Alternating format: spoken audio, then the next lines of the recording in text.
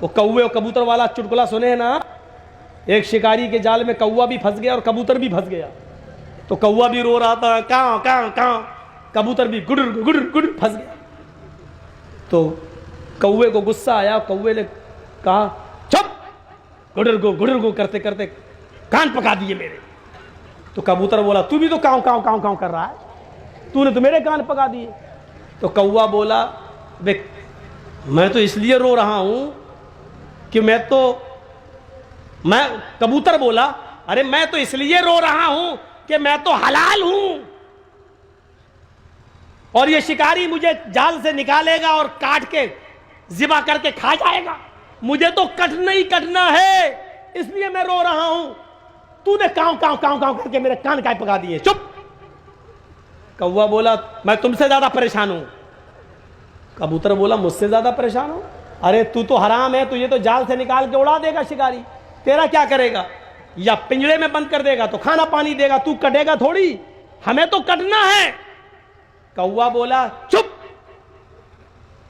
کٹنا ہے کٹنا ہے، یہ جال کسی جاہل کا نہیں ہے جس میں ہم پھنسے ہیں، یہ ایک مولوی صاحب کا جال ہے جس میں ہم پھنسے ہیں۔ کبوتر بولا کیا کہ ہاں؟ تو کبوتر نے پوچھا کہ مولوی صاحب کا جال ہوا تو کیا ہوا؟ کرے مولوی پہ کوئی بھروسہ نہیں، کب کوے کو بھی حلال کا فتویٰ دے کے کاٹ کے کھا جائے، میں تم سے زیادہ پریشان ہوں، تم سے زیادہ پریشان ہوں۔ مولوی کبھی ہار مانتا نہیں، پتہ نہیں کب فتویٰ دے دے کوا بھی حلال ہے، یا یہ کہہ دے کالا کوا حلال ہے، یا یہ کہہ دے کہ دو پیر والا کوا حلال ہے، اس کا کوئی بھروسہ نہیں، کب حلال کا فتویٰ دے اور ہم کو کاٹ کے کھا جائے۔ مولوی پیر کبھی نہیں ہارتا، کبھی نہیں، سب پریشان ہیں ان سے۔ پیر صاحب ہار ماننے والے کب ہیں؟ مولوی اور پیر کبھی ہار مانتا ہے؟ کبھی نہیں مانتا۔ جو جنت میں رہے اس انسان کو اللہ نے مومن کہا ہے، کامل مومن، کامیاب مومن۔ تو ہم اور آپ اس دنیا میں صرف کامیاب مومن بننے کے لیے آئے۔ دوسرے لفظوں میں یہ کہہ دوں کہ ہم اور آپ اس دنیا میں اپنے آپ کو جنتی بنانے کے لیے بھیجے گئے ہیں۔ جو انسان دنیا میں آنے کے بعد گناہوں سے دور رہ کر اپنے آپ کو جہنم سے بچا لیتا ہے اور جنت کے اندر اپنے آپ کو داخل کر لیتا ہے، وہ کامیاب انسان ہے۔ فمن زحزح عن النار وادخل الجنہ فقد فاز۔ جو جہنم سے بچا لیا جائے اور جنت کے اندر داخل کر دیا جائے وہ کامیاب ہے۔ آئیے اب جنت میں جانے والے لوگ کون ہیں، اس کی ایک لسٹ پہلے میں آپ کے سامنے رکھ دیتا ہوں۔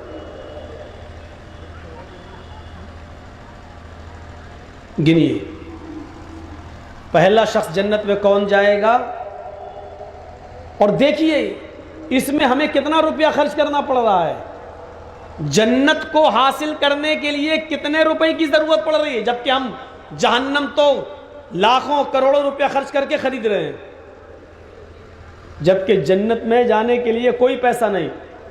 پہلا لفظ دیکھیے، پہلی حدیث دیکھیے، من قال لا الہ الا اللہ دخل الجنہ، جس نے کہا لا الہ الا اللہ وہ جنت کے اندر داخل ہوگا۔ ہم اور آپ مسلمان ہیں، ایمانداری کے ساتھ بتائیے لا الہ الا اللہ کہنے میں کتنی دولت خرچ ہو رہی ہے اور کتنا روپیہ خرچ ہو رہا ہے۔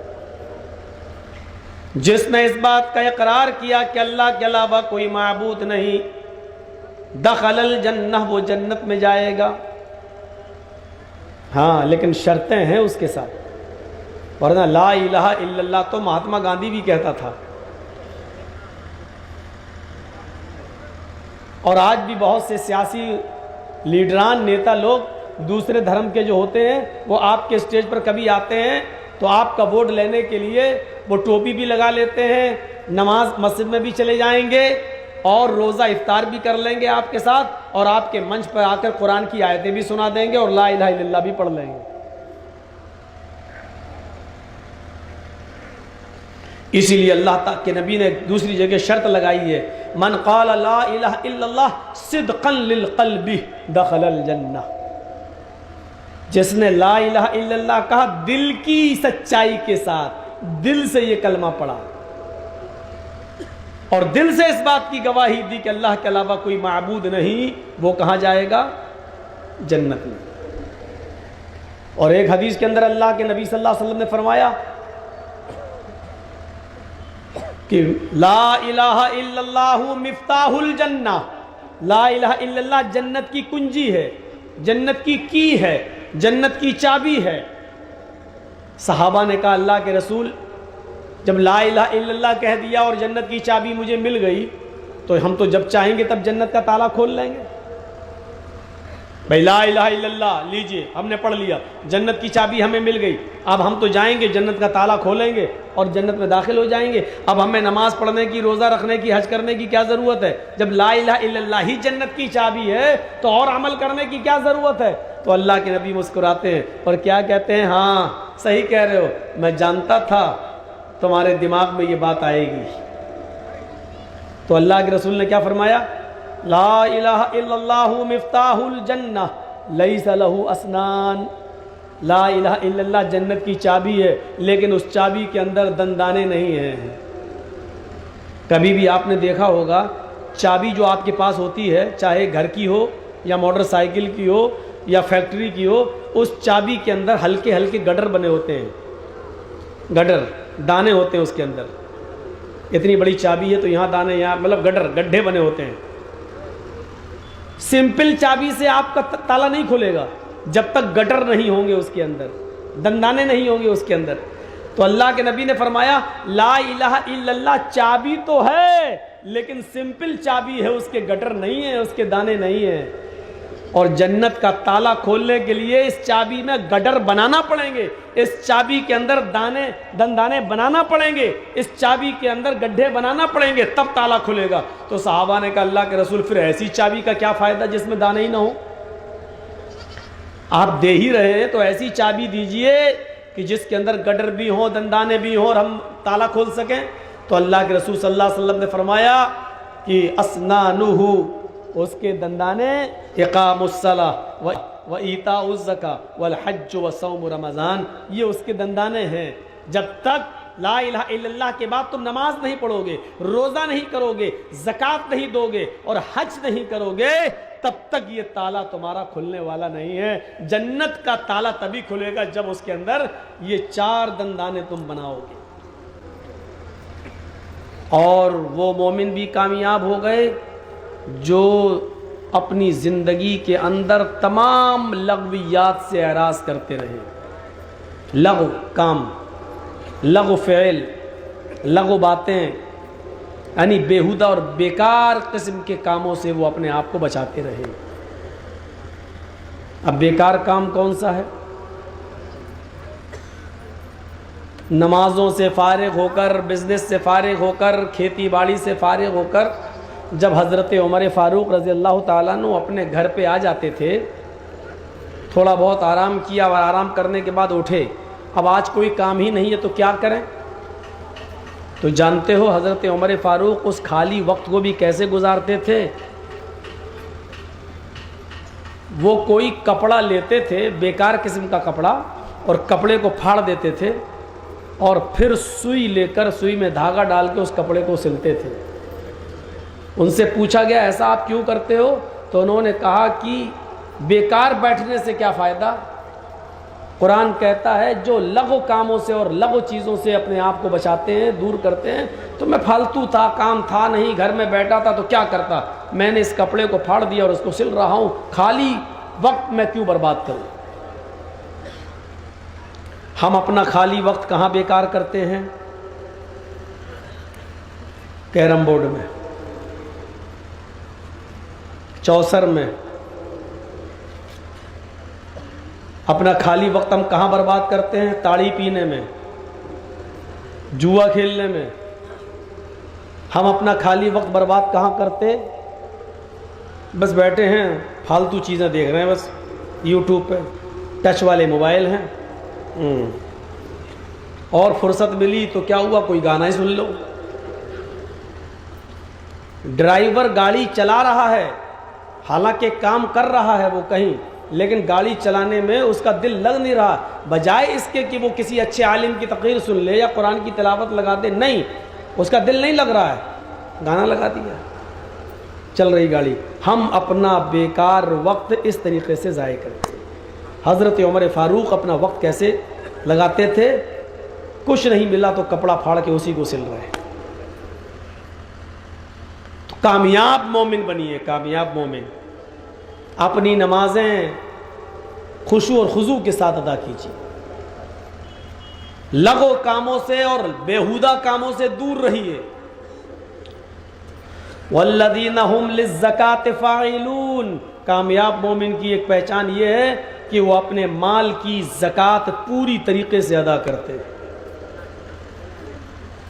چلیے وقت آئے گا تو اس پر ہم بولتے جائیں گے، ابھی تو ایک سرسری طور پر ترجمہ کر کے آگے بڑھتا ہوں۔